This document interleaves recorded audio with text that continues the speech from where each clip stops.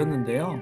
그세 가지 큰 물음들이 있습니다. 첫 번째는 한국의 사상, 철학, 종교의 원형과 역사적 재조명. 그러니까 우리 마음속에 우선 한국적 사상 또는 한국 사상, 아, 이 세계의 철학 사조나 사상과 견주어서 한국인의 독특한 사상은 무엇인가? 그것들이 역사적으로 어떻게 내려왔는가? 물론 우리가 철학 전공은 아닙니다만, 한번 짚어보시고, 또 여러분들이 뭐, 요즘은 이렇게 한국 역사, 국사가 필수 과목이 아니다. 그래서 논란이 많은데, 어렸을 때부터 한국의 인물들 또는 역사를 들으면서 우리 삶에 굉장히 중요한 아, 사상적 또는 인식론적 아, 그런 힘이나 또는 가치를 준 인물이 있는가, 또 그분을 탐구하면서 내 삶에 도움을 받은 분이 있는가. 우리는 역시 기독교인이기 때문에 다석 유영모 선생님이 한국적 사상에 굉장히 중요한 인물이다라고 생각을 가치를 두고 있습니다만, 아무튼 평소에 그냥 여러분 생각하시는 대로 생각을 좀 나누시면서 말문을 트면 좋을 것 같습니다. 두 번째는 서구 사상이나 서구 철학, 우리가 뭐 글쎄요, 철학 101, 그래서 철학 개론, 철학 입문, 이런 거 꼭 그 과목 이름으로만 아니더라도 편안하게 합니다만 그리스 고대 철학부터 시작이 참 되어 왔죠. 그래서 익숙하게 플라톤, 아리스토틀을 우리가 얘기하는데, 서구 사상이 또는 서구 종교 철학, 뭐 이럴 수도 있겠습니다. 아니면 서구 철학에서 한국적으로 우리는 어떻게 이해해 왔나? 어, 예.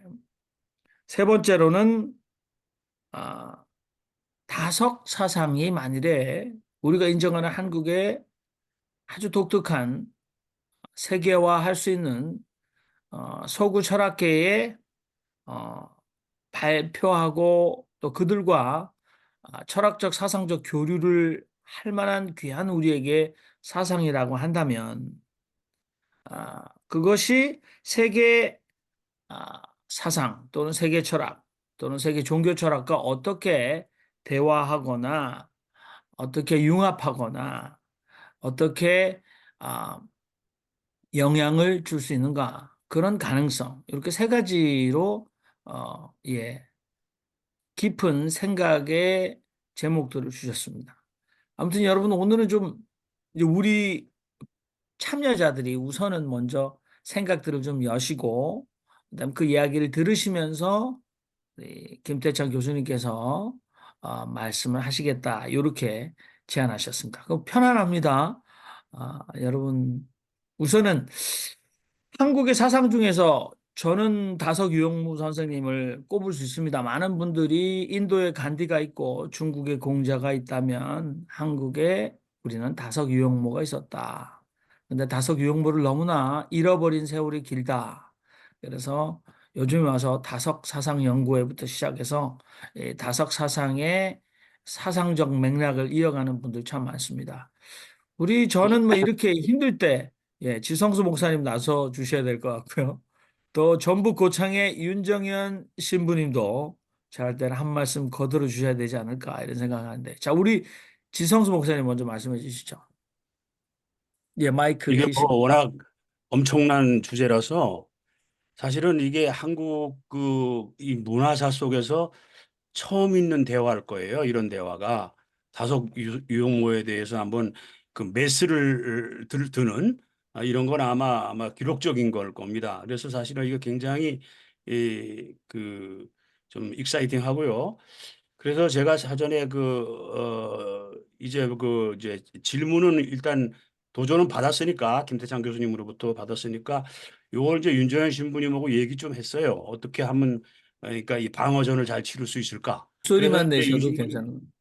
유 신부님이 이 얘기는 이제 하시겠지만 그러니까 유 신부님은 이제 이런 얘기를 했어요. 그 이제 김태장 선생님은 지금 다석을 이제 대상으로 이야기를 이제 말문을 트셨지만 사실은 그 다석이 아니고 김 교수님 같은 그런 질문을 진지하게 가졌던 사람 갖고 도전했던 사람들이 있었다.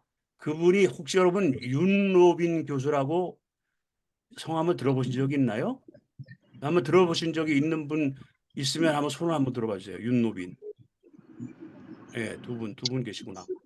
여기 그 윤로빈 교수라고 부산대학교 철학과 교수가 신생 철학이라는 책을 내셨고 이미 그런 문제의식을 던졌다는 거죠. 근데 그분이 82년도에 이제 월북을 하셨는데 이제 그래서 너무 일찍 끝났죠. 그분이 이제 문제 제기가. 근데 이제 여기서 이제 그 야사로 좀 말씀드릴 것은 이 정말 그 천재적인 철학자가 82년도에 온 가족을 데리고 월북을 했단 말이에요. 그래서 이제 그분이 한국 역사에 그냥 완전히 사라져 버렸죠. 그리고 그 당시에 뭐 월북한 사람들 얘기들이 많이 뭐 최덕신 같은 사람도 있었고 이게 뭐 워낙 그 정치적으로 비중 있는 사람들이 그냥 월북을 하고 하는 바람에 그 양반의 월북 얘기를 싹 묻혀졌었어요. 응?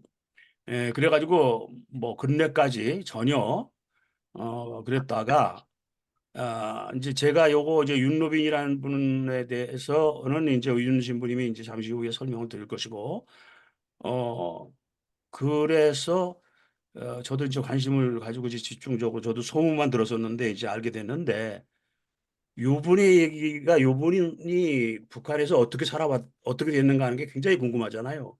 근데 마침 탈북자 하나가 이 양반하고 아주 자주 접촉한 분이 있은 어허. 거예요. 이 사람이 그 얘기를 한 거야. 그거 영상이 있습니다. 유튜브에. 그거를 이제 에, 카톡방에 올려드릴 테니까 나중에 한번 보세요. 근데 이제 미리 안 올린 거는 이제 윤노빈이라는 사람이 어떤 사람인지 좀 알고 이제 들으시는 게 좋겠다 싶어서 그렇게 했습니다. 이제 자세한 거는 유지무님이 이제 이야기를 하도록 하죠. 이렇게 여러분들에게 이제 그 말씀을 드릴 수가, 제 스스로도 그렇게 생각을 하는데, 우선 서양과 동양, 이게 다름은 인정돼야 되지 않을까. 예를 들어서 뭐, 여기 우리가 그 순수 미술이나 회화하시는 분 계실 수도 있겠습니다만은, 서양 사람들의 풍경과 동양 사람들의 풍경은 접근이 다르지 않습니까? 이 원근법을 이용해서 정확하게 사물을 분석하고, 그러니까 원근법을 무시하지 않고 그림을 그립니다. 뭐 르네상스 시대의 많은 화가들의 어떤, 네, 뭐 풍경화를 보시면 뭐 인물도 있겠지만 그 뒤에 나오는 건물들을 그린 걸 보시면 정확하게 원근법을 적용시키죠. 그런데 동양의 수묵화를 생각해 보면 원근법으로 표현할 될 수 있는 그 씬이 아닌 것 같아요. 그 자체가. 그러니까 굉장히 사물을 개체적으로 분석적으로 분석하는 반면에 서양이 그렇다면 동양은 굉장히 통전적이고 또는 직관적으로 보고 있지 않습니까? 그래서 굉장히 중요한 그 철학자의 말을 한번 인용해 보면 서양인은 보려고 하고 동양인은 되려고 한다. 그래서 서양 사람들은 그 소설이나 이런 데 플롯에 보면 의문이나 그걸 탐구하는 물음을 처음부터 끝까지 계속해서 분석해서 그 원인을 파악해내서 문제 해결을 하려는 스토리가 너무 많이 나오죠. 여러분, 정말 죄송합니다만 제가 길게 말씀드리려고 하지 않습니다만 예를 들어서 공포 영화를 보고 굉장히 불행한 일이 어느 가정에 닥쳤다. 그러면 그 근원부터 그 일이 생기게 된 과거를 돌아가서 분석적으로 그 원인의 그 불행한 사건의 원인을 밝혀내고 그것을 뭐 해원상생, 그래서 그 원한을 풀어주는 이야기들이 참 많습니다. 근데 동양인들은 그 리얼리티가 되려고 하는 거죠, 자신이. 아, 그러니까 우리가 다석 유영모 같은 선생님은 종교 철학을 하심에 있어서 깊은 철학적 사고도 굉장히 중요하지만 본인께서 사실 일일 일식 다석이라는 호를 가지시며 예, 평생 기대에 앉지 아니하시고 해온을 하시고 아침마다 일어나셔서 자신의 몸을 냉수 마찰로 다스리시고 이렇게 한 것들은 본인이 길을 찾다가 길이 되셨다 이렇게 우리가 표현할 수 있지 않겠습니까? 그러니까 이런 그 생각들을 좀 가지고 비교를 좀 하는 게 굉장히 아, 게임의 법칙에 있어서 종목을 선택할 때 중요하지 않을까 이런 생각을 좀 해봅니다. 예를 들어서 이제 그만 예를 들겠습니다만은 동양의 무술을 함에 있어서 돈은 100일을 수련하고 그 무술을 손에 쥐어줄 수 있고 그 다음에 이 창은 1000일을 수련해야 손에 쥐어준다. 그리고 검, 양날이 있는 검은 10,000일을 수련해야 된다. 그런데 사람이 3만 일을 살거든요, 보통. 90 정도 되면 3만 일을 좀 살잖아요. 그런데 10,000일을 수련해야 검이 하나 손에 쥐어질 수 있다라고 생각하는데 이 검을 든 사람과 서양에서 펜싱을 했을 때 그 날카로운 찌르는 그 방법으로 두 사람이 싸움을 한다. 한 사람은 쓰러져야 되고 한 사람은 뭐 이렇게 두 사람 중에 한 사람은 반드시 패해야 되는 싸움이 된다. 요거 우리가 봤을 때 게임의 법칙을 좀 생각해 봐야지 않을까 그런 생각도 해봤습니다. 아무튼 제가 이제 우리 김태장 교수님 말씀하시니까 역시 생각을 던져주시니까 저도 마음속에 또 다른 이제 그 부합하는 또는 대화하고 싶은 마음이 생기는데요. 제가 한 분을 소개하면 여러분들 우리 예전에 저희가 이렇게 초대하기도 했는데 정영경 교수님이 쓰신 히말라야에 가셨다가 어, 쓰신 책이 결국은 아름다움이 우리를 구원할 거야라는 책인데 그렇죠. 물론 정영경 교수님이 늘 하시는 얘기예요. 근데 그 통찰에 제가 동의하니까 저도 기억을 하는데 인간 역사가 19세기는 그 진의 시대다. 그러니까 진리의 시대. 뭐 우리가 지리상의 발견, 지동설, 천동설 이런 것들을 가지고 또는 뭐 만유 인력의 법칙에서 19세기는 지구촌 전체가 무엇이 참인가, 진리에 관한 과학적 진리라도 그렇죠. 그런데 20세기는 justice. 그래서 많은 신생 국가들이 식민주의로부터 독립하는 그렇죠. 그래서 justice 문제, 선의 문제.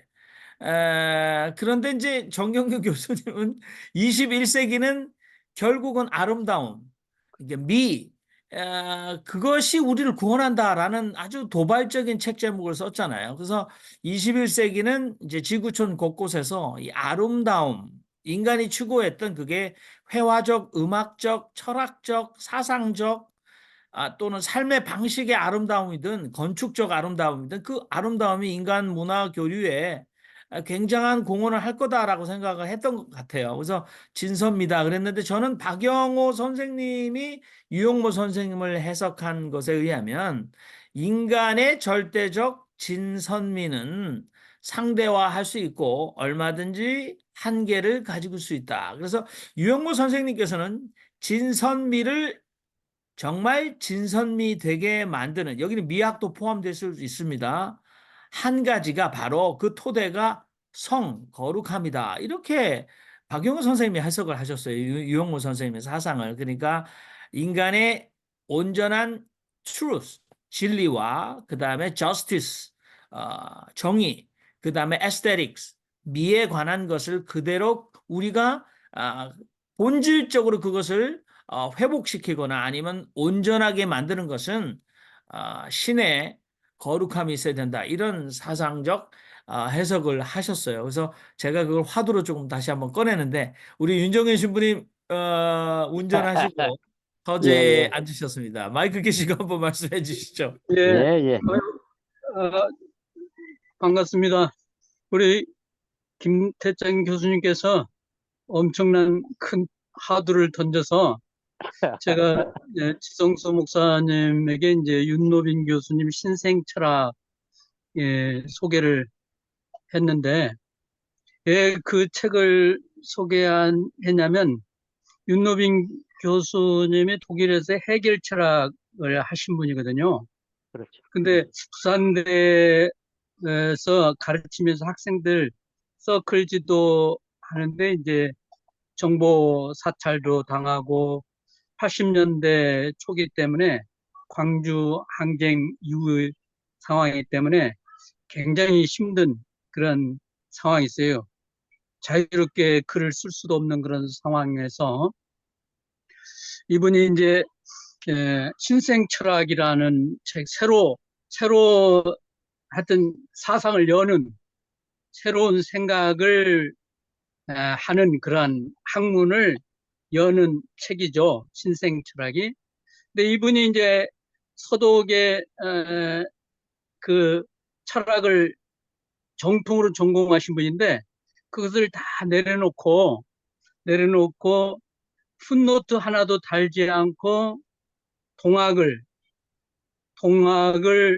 연구를 하고 글을 그냥 일사천리로 쓴 논문이 있는데 인내천의 세계 철학 사상적인 의미라는 어, 놀라운 이 예, 에세이를 쓰셨어요.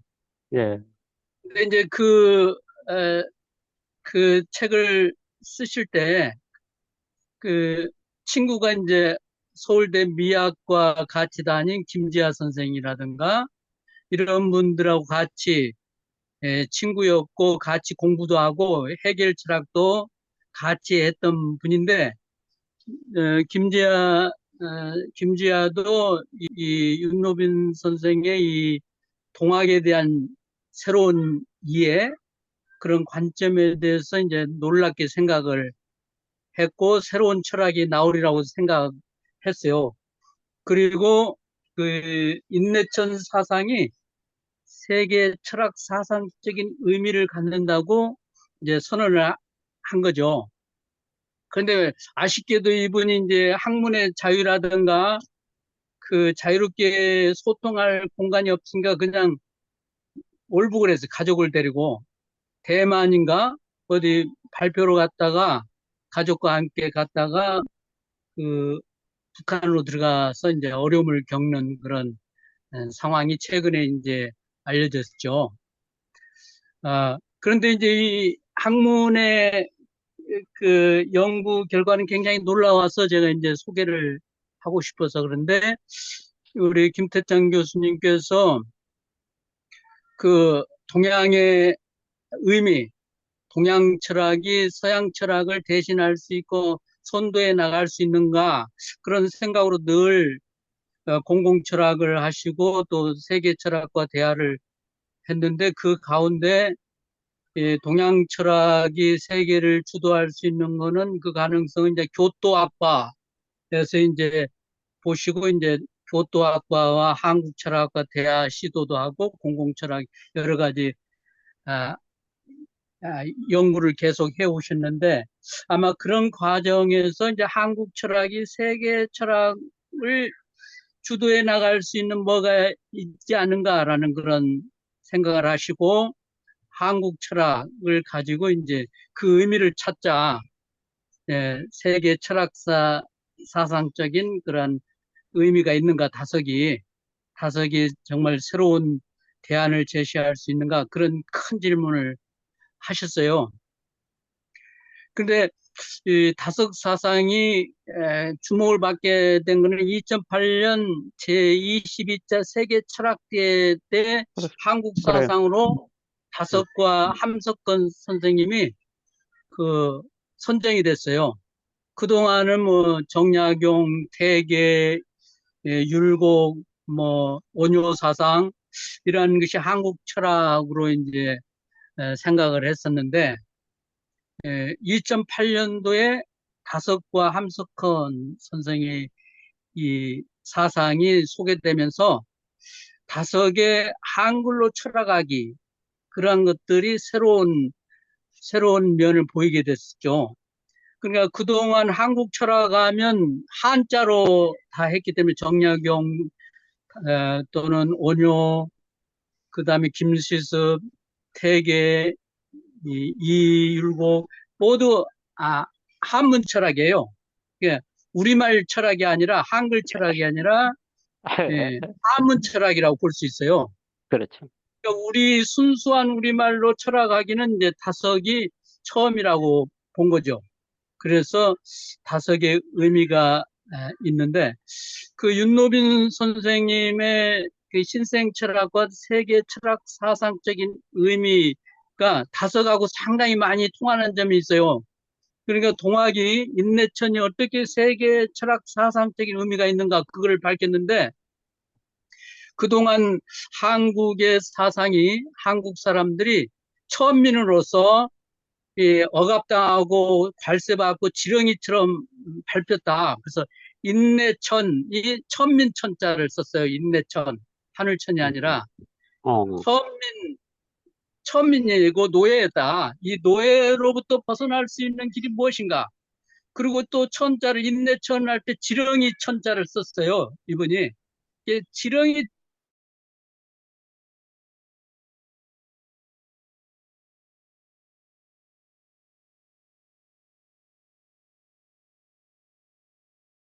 를 이 최수훈 선생님을 통해서 인내천, 하늘천으로 바뀌었다. 그래서 혁명이다, 이것이. 이 사상이. 그러니까 노예의 사상에서 인간이 거룩하고 신성스러운 면까지 올려 갈 수 있는 그런 사상이 이제 최재우 선생님 또는 최시영 선생님을 통해서 그것이 한국에 드러나는데 이 동양에서 일어나는 것이 세계를 비출 수 있는 하나의 빛이라고 본 거예요. 근데 이제 이러한 그 사인여천 인간을 하느님 대하듯이 대하는 거. 첫째는 모심이죠. 인내천, 시천주. 그러니까 내 안에 하느님을 모시는, 하늘을 모시는 거. 그 다음에 두 번째는 이제 기름, 섬김이죠.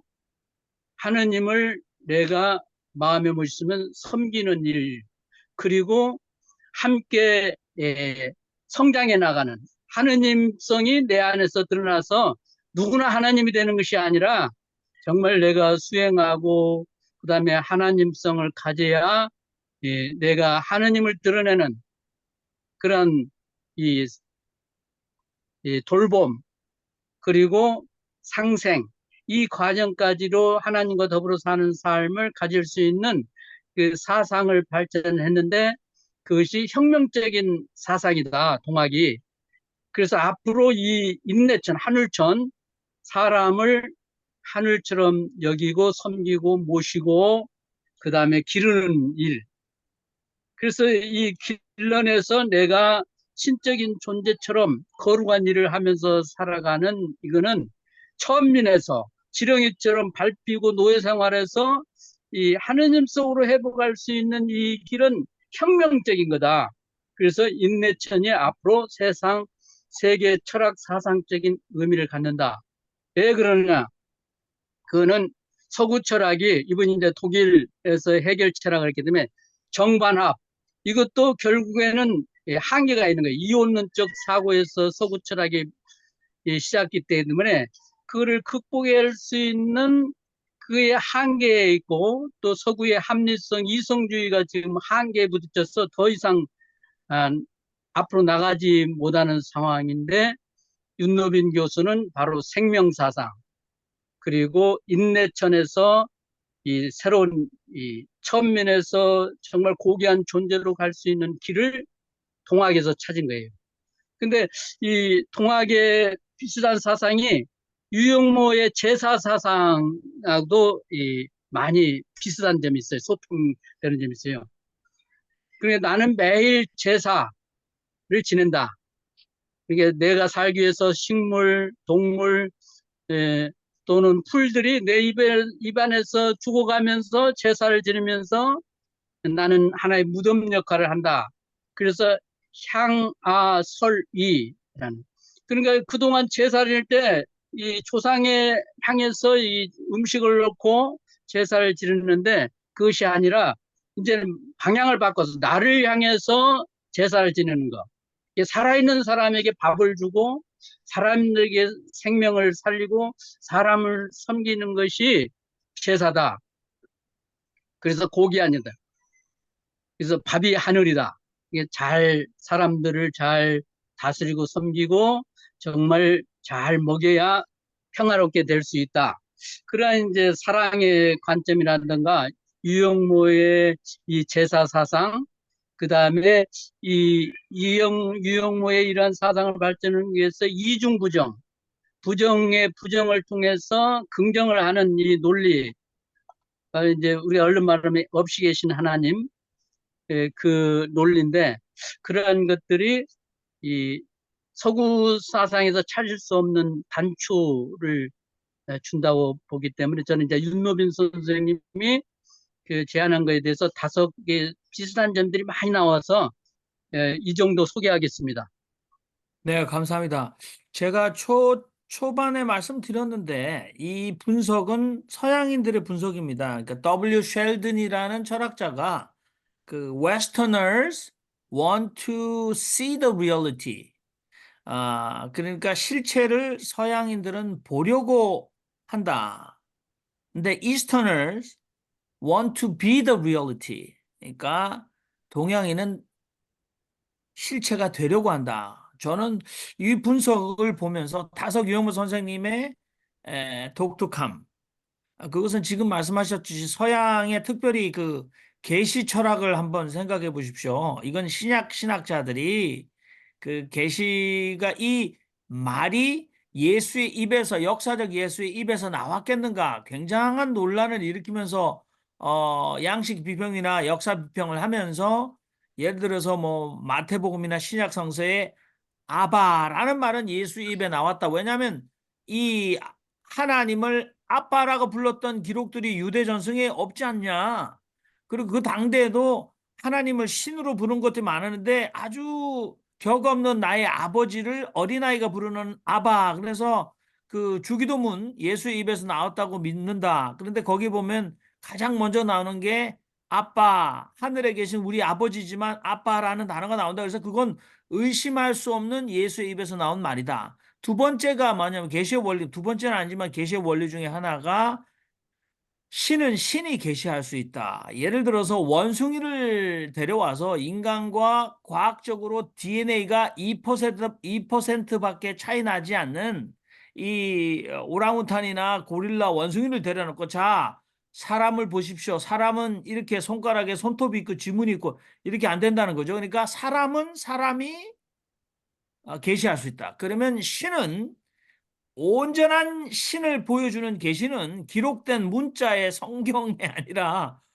신이 신을 계시할 수 있다. 그 원리죠. 그래서 그게 신약의 굉장히 중요한 관건인데 저는 다석 유영모 선생이야말로 길을 찾다가 길이 되셔서 신을 가장 잘 보여주시기 위해서 스스로 신적 자리로 자신이 삶에서 리얼리티가 되지 않았나. 지금 우리 윤정현 신부의 말씀도 일맥상통하는 것 같다 그런 생각을 좀 해봅니다. 여러분들 미약 이렇게 좀 어려운 것 같기도 합니다만 그러나 여러분 평소에 고민들을 좀 나눠주시면 좋을 것 같습니다. 우리 지성수 목사님 마이크를 키셨네요. 아니 내가 얘기하는 게 이게 동학 얘기도 많이 나오고 시작했으니까 우리 황선지 선생님이 좀 그 평소에 생각하시던 거와 지금 오늘 뭐 느닷없이 제가 여기 오시라 그래서 이렇게 듣게 됐는데 뭐 접촉 좀 있을 것 같은데 우리 황선지 선생님 얘기 좀 하시면 좋겠어요. 네, 새로 오신 분 우리 안광덕 선생님 그리고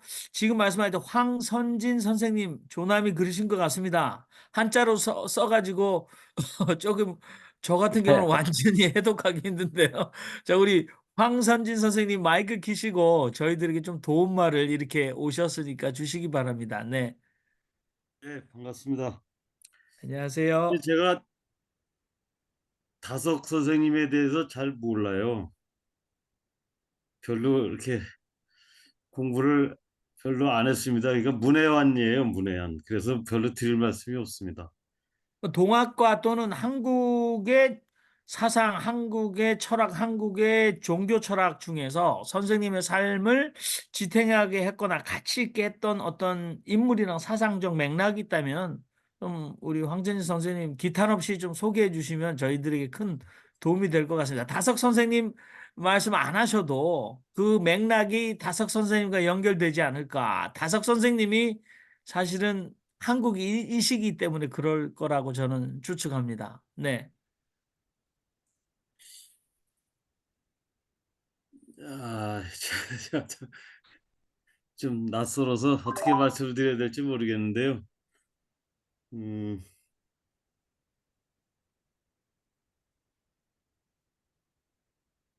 좀 이따 말씀드리겠습니다. 예, 네네. 그런데 그러면은 아니, 안동의 안광덕 선생님, 예, 마이크가 넘어갑니다. 자기소개 잠깐 해주시면서 오늘 뭐 지켜보신 소감도 좋으시고, 예, 그래도 거들어 주십시오.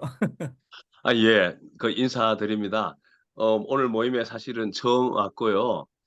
다음 주에 제가 우리 윤정현 신부님, 제가 좀 저는 현재 그 예장 통합에 안동교회 아주 농촌교회의 목사로 있습니다. 있으면서 제가 이제 그 학위 논문 쓴 게 동방정교회와 우리나라에 있는 전통적인 음, 국선도를 사실은 결합한 그 부분인데 그건 다음 주에 제가 이제 발표를 하면서 제 얘기를 좀 하고 오늘은 지금 말씀하신 이런 부분들이 동방정교회의 예수기도 이 부분에서 아마 다음 주에 조금 더 소개를 하고 한국의 이 사상이라기보다는 국선도라고 하는 부분이 어, 그 신인 인간이 신과 같이 되고자 하는 하나의 수행법에 이제 이론이 들어가 있어서 그런 부분은 오늘 말씀하신 이런 주제들과 관련된 부분을 다음 주에 제가 간단히 좀 이렇게 얘기를 나눌 수 있을 것 같고요. 저는 지금 말씀하신 부분들을 오늘 처음 들어와서 관심 있게 보면서 다음 주에 발표할 그런 내용들하고의 관련성을 어, 다음 주에 말씀드리도록 그렇게 하겠습니다. 네, 감사합니다. 안광덕 목사님이시네요. 반갑습니다. 그리고 감사합니다. 이렇게 좀 정리를 해보죠. 오늘 우리가 꼭 다섯만 얘기하자는 것이 아니고, 정말 이 진리의 길에 있어서 우리 한국적인 거 뭐냐, 한국적인 것에서 것을 찾다 보니까지 다섯도 찾게 된 거거든요. 그러니까 다섯 이전에 이제 최재우가 있었던 것이고, 최재우. 그래서 그 사실은 이제 동학에서부터 시작이 되는 거죠. 이 근세에는. 그래서 내가 이제 황 선생님도 오시라고 그런 거고, 결국 뭐 지금 김태창 선생님이 관심 갖고 지금 이 매스를 가고자 하는 것은 꼭 닥성만이 아니잖아요. 그래서 이제 이 사실은 이제 동학에서부터 시작이 되는 거죠. 이제 그런 점에서 어 정말 우리만 위대하게 생각하면 뭐랍니까? 이 좀 장사가 돼야지. 그래서 어떻게 하면 이 좀 영업이 좀 될 수 있겠느냐? 이 세계를 향해서 우리 것을 가지고 그런 고민을 가지고 지금 이야기를 하는 겁니다. 그러니까 우리 황 선생님 뭐 깊이 생각하지 마시고 너무 그냥 느끼는 거 그냥 저기 브레인워시 뭐죠? 브레인스토밍. 브레인스토밍. 예. 브레인워시가 아니라 브레인스톰 하신다고 생각하고 얘기하시면 돼요. 너무 부담 가지 마시고. 우리 뉴저지의 헨리 킴 목사님도 마이크 키시고 좀 거들어 주셔야 돼요. 지금 한국에서 아마 축구하면 여러분들 세계인이 좋아하는 제가 아까 게임의 법칙 했는데 경기지 않습니까? 근데 한국 축구에 관한 그러니까 동네 축구 좀 해보셨던 분들은 다 열화와 같은 관심으로 한국 축구가 어떻게 세계적으로 될 수 있겠는가? 뭐 그 열의는 우리가 이겨내야 되지 않을까? 그만한 열정은 우리들에게 있다. 자, 우리 뉴저지의 헨리 킴 목사님 말씀 좀 해주십시오. 아니 뭐 오늘 저는 그냥 조용하게 듣고 스스로 내면의 열기에 빠져보려고 했는데 소환을 당했습니다. 오늘 어, 다석 선생님이 주제인데 사실은 저는 아까 지성수 목사님 얘기하신 것처럼 최근에 아마 한국 철학사라는 책을 쓴 분이 있었던 것 같아요. 뭐 책이 출간이 된 걸로 알고 있는데 거기에서 보면 이제 철저하게 한글과 한문 이 두 가지로 갈라서 이제 비판을 했던 것이 있어요.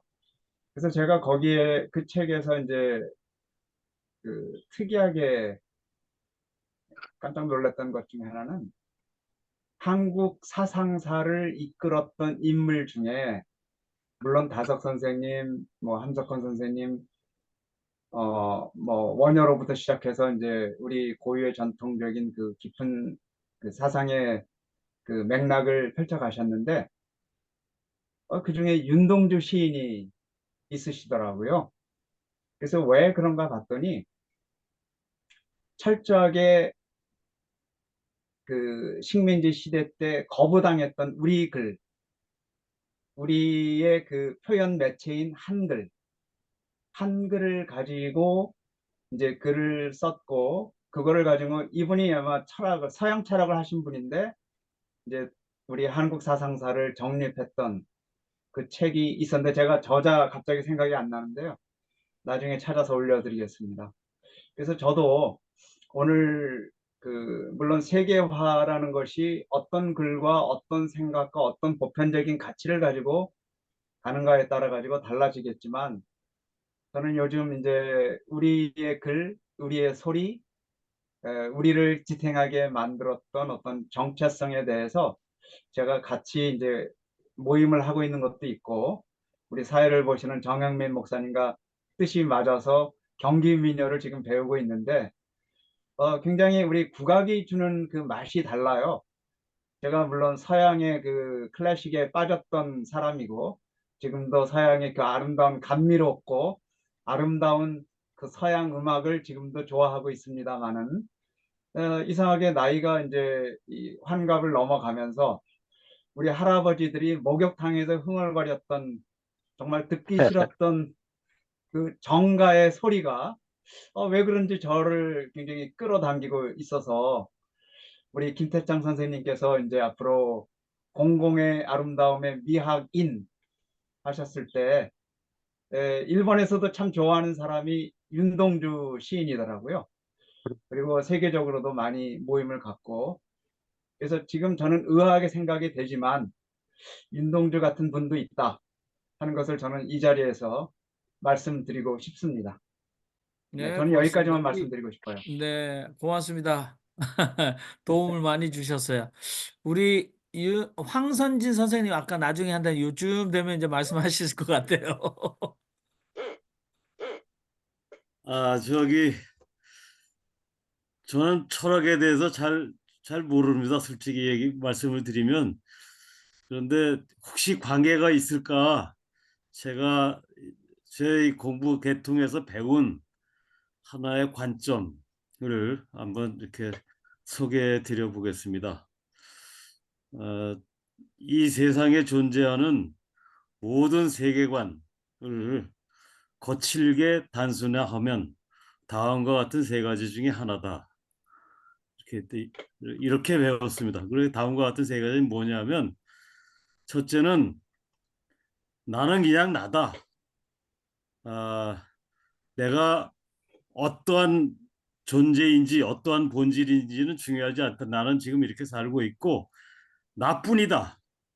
나와 다른 사람, 다른 생명, 뭐 다른 존재, 이거는 나의 생존과 나의 삶을 위해서 필요한 이런 것이지 그것이 본질적으로는 별로 중요하지 않다. 그냥 나는 나뿐이다. 이게 한 가지 태도입니다. 세계에 대한 태도, 세계관이고요.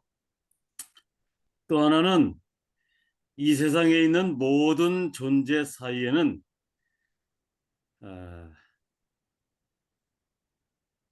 벽이 있다. 그래서 나와 다른 사람 사이에도 넘어설 수 없는 벽이 있고 또 동물, 식물과도 마찬가지, 인간과 동물, 식물과도 마찬가지이고 더 나아가서 신과 인간, 신과 인간 사이에도 도저히 넘어설 수 없는 벽이 있다. 그래서 이 세상의 질서는 저 신으로부터 피라미드형 위계 체제를 지니고 있다. 맨 위에 신이 있을 것이고 그 다음에 신의 대리인이 있을 것이고 그건 뭐 왕이라고 그래도 좋고 그렇습니다만 에, 그런 것이 하나이고 그거에 해당하는 것이 어, 그러니까 우리 철학이 아니라 중국 한족의 철학은 바로 거기에 맞닿아 있다 이렇게 근본 철학은 그리고 보수 기독교도 그렇다 이렇게 저는 배웠습니다. 또 하나는 이 세상에 있는 모든 존재들 사이에는 다리가 있다. 이 다리를 건너가면 나와 식물도 하나가 되고 나와 동물도 하나가 되고 또 다른 사람과 나도 하나가 될 수, 하나로 될 수 있는 그 길이 있다 이렇게 얘기를 하고 특별히 신 사이에도 그 다리를 건너가면 하나가 된다.